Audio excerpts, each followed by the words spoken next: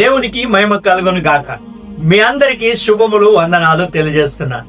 ఈ రోజు దేవుని యొక్క వాక్యం ఆదికాండం 1వ అధ్యాయం 16వ వచనం. దేవుడు ఆ 2 గొప్ప జ్యోతులను, అనగా పగటిని ఏలుటకు పెద్ద జ్యోతిని, రాత్రిని ఏలుటకు చిన్న జ్యోతిని, నక్షత్రములను చేసెను.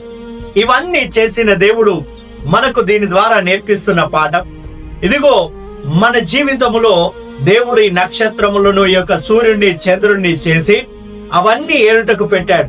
అయితే ఈ నక్షత్రములను, సూర్యుని, చంద్రుని మనము ఏలడానికి దేవుడు మనల్ని సృష్టించాడు.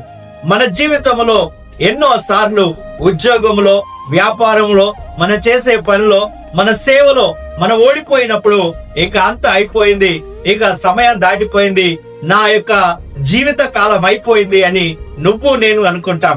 కానీ దేవుడిచ్చేటువంటి అధికారం ఏమిటి అంటే, ఇదిగో యెహోషువ గ్రంథంలో యెహోషువ 10వ అధ్యాయం 12వ వచనంలో అంటున్నాడు, సూర్యుడా నీవు గిబియోనులో, చంద్రుడా నీవు అయ్యా లోయలో నిలువమన్నప్పుడు వారు నిలిచిపోయారు.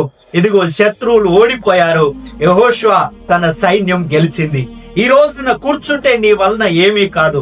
నువ్వు కూర్చోకు, నువ్వు ఆగిపోకు, నువ్వు నిలబడకు, నువ్వు ఇలాగే మౌనముగా ఉండకు. లెమ్ము, ప్రయత్నించుము. సూర్యుని ఆపే శక్తి, చంద్రుని ఆపే శక్తి, ఈ కాలాన్ని ఆపే శక్తి దేవుడు నీకు ఇచ్చాడు. నువ్వు అనుకున్నది నువ్వు సాధించుకోగలవు. నువ్వు ఏదైతే సాధించగలరని నమ్ముతావో యేసు నామంలో ప్రయత్నించు. దేవుడు అది నీకు అనుగ్రహించును గాక. యేసు నామంలో మీకు శుభములు తెలియజేస్తాను.